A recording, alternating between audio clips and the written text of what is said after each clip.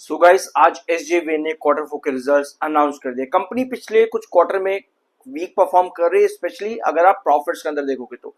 आज क्या चेंज वहां पर आया है, कंपनी ने साथ में डिविडेंड्स भी अनाउंस करे हैं और चार्ट पर एक 200 ईएमए का क्रूशियल जोन है जिसको स्टॉक लंबे समय से ब्रेकआउट नहीं कर पा रहा है, यानी वहां से रिजेक्शन फेस करता है। तो वीडियो के आखिर में चार्ट्स को भी देखेंगे, तो एंड तक देखना।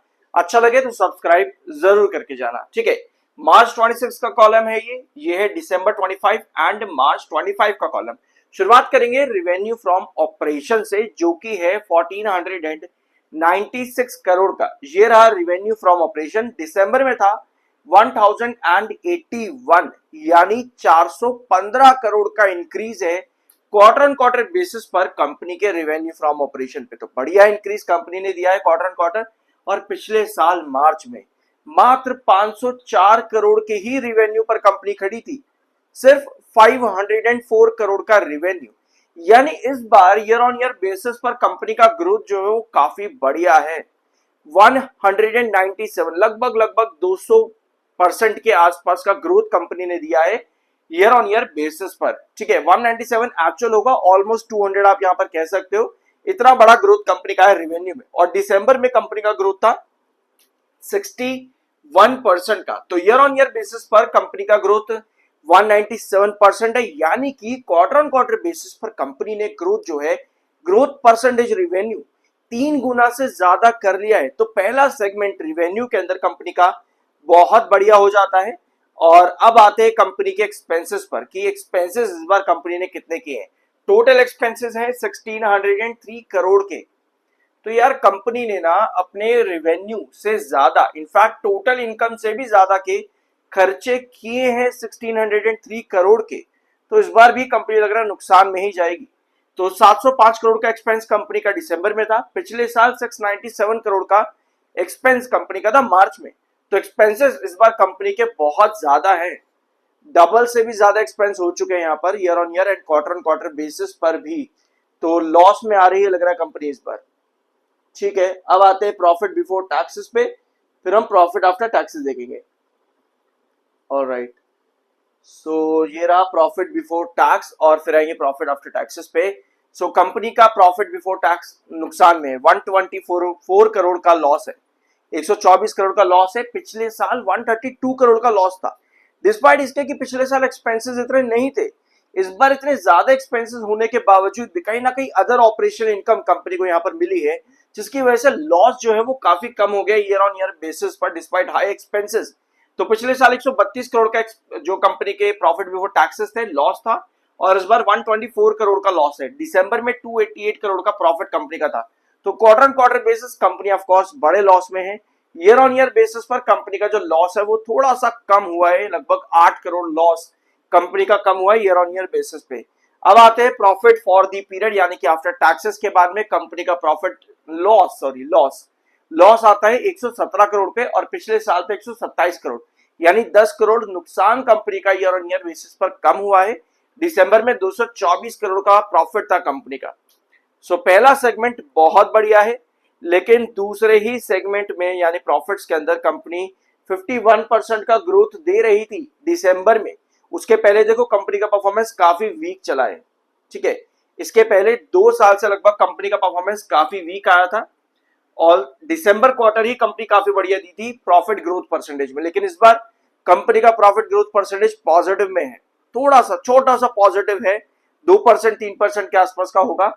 बट एट द एंड ये ग्रोथ परसेंटेज काफी कम है, क्योंकि 51% दिसंबर में था। सो रिजल्ट्स आई बिलीव रिवेन्यू के अकॉर्डिंग बढ़िया है, बट प्रॉफिट ग्रोथ के अंदर काफी वीक नजर आ रहे हैं। सो अभी तो अच्छे नहीं दिख रहे।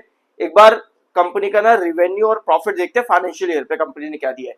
तो फाइनेंशियल ईयर बेसिस पर कंपनी का जो रिवेन्यू है 47% का जंप हुआ है, और प्रॉफिट 22% का डिक्लाइन हुआ है आपका फाइनेंशियल ईयर पे। सो देखते हैं कंपनी ने पिछले फाइनेंशियल ईयर के अंदर क्या दिया है, मतलब फाइनेंशियल ईयर 25 में। क्योंकि अगर यहाँ कंपनी के रिजल्ट्स बढ़िया हैं, दैट मींस कि हम कंपनी को ओवरऑल अच्छा मान सकते हैं यहाँ पे कि अच्छे रिजल्ट्स कंपनी ने दिए। तो 47% का रिवेन्यू ग्रोथ है कंपनी का, ठीक है। 3072 से कंपनी उठी है यहाँ पर। तो ग्रोथ परसेंटेज आपके फाइनेंशियल ईयर 25 में 19% का था। तो यस, पहला segment revenue growth percentage company का फाइनेंशियल ईयर 26 में काफी बढ़िया है। और पिछले फाइनेंशियल ईयर में कंपनी का प्रॉफिट ग्रोथ परसेंटेज 0% पे था, और इस बार वहां कंपनी कितने पाई है, 22% डिक्लाइन गया, प्रॉफिट डिक्लाइन 22%। सो यहाँ -22% रहेगा। मतलब एट द एंड ये रिजल्ट्स अच्छे नजर नहीं आ रहे, हेल्दी रिजल्ट्स नहीं है, ये कह सकते हम, रिजल्ट्स हेल्दी नहीं है आज के दिन के। इसके अलावा कंपनी ने डिविडेंड भी अनाउंस किया है, 35 पैसे का, 0.35 रुपीज का कंपनी ने डिविडेंड दिया है यहाँ पर। और इसके रिकॉर्ड डेट्स वगैरह आपको यहाँ पर मिल जाएंगी। देखते हैं, कंपनी ने फाइनेंशियल ईयर 26 का ये आखिरी डिविडेंड कंपनी का है, 35 पैसे का, ठीक है। और इसके अलावा 1 रुपये 15 पैसे का भी इक्विटी डिविडेंड कंपनी ने पहले भी दिया है, फरवरी 26 में डिक्लेयर उसको कंपनी ने किया था। ओके, तो कंपनी विल बी प्रिस्क्राइब, मतलब कि विद इन टाइम पीरियड जो होता है 30 डेज का, रिकॉर्ड डेट के बाद में उस दिन, उस टाइम पीरियड के अंदर अंदर कंपनी आपको डिविडेंड्स दे देगी। तो ये है एसजेवीएन के रिजल्ट्स। मेरे हिसाब से यार थोड़ा सा वीक चला जाता है प्रॉफिट ग्रोथ परसेंटेज, वहां कंपनी खराब गई है। बट अच्छी चीज ये है कि डिस्पाइट की कंपनी का लॉस इस बार भी आया है, ग्रोथ परसेंटेज कंपनी का पॉजिटिव है। ये एक अच्छा साइन है कि एटलीस्ट माइनस ग्रोथ कंपनी का नहीं आया प्रॉफिट के अंदर, वो स्टिल पॉजिटिव रहा है, और पिछले 2 क्वार्टर से कंपनी पॉजिटिव ग्रोथ दे रही है, ये अच्छी बात है। अब ये है एसजेवीएन का चार्ट, जो कि 200 ईएमए पे बार बार रिजेक्शन खा रहा है, एक बार यहां, 2 बार, 3 बार, 4 बार और 5 बार, 5 बार 200 ईएमए पर रिजेक्शन खा रहा है, जिसकी वजह से लगातार आपको डिक्लाइन फेज दिख रहा है।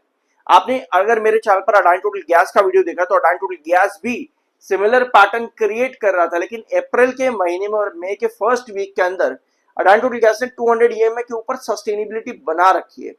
तो जब तक 200 ईएमए के पर रिजेक्शन दे रहे, दैट मींस कि वहां पर स्टेबिलिटी बहुत कम है। जब तक उसके ऊपर ब्रेकआउट नहीं करता और सस्टेन नहीं करता, तब तक किसी भी बड़े ब्रेकआउट की पॉसिबिलिटी कम होती है।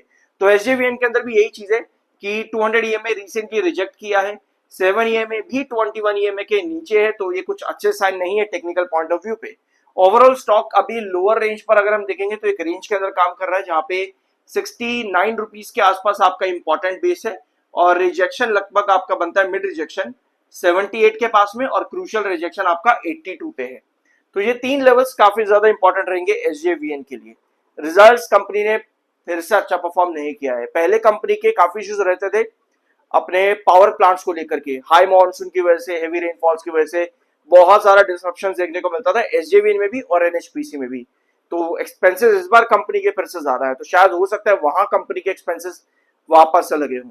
तो ये था आज का वीडियो, कुछ नया जानने को मिला होगा, सब्सक्राइब जरूर करना। मिलता अगले वीडियो में।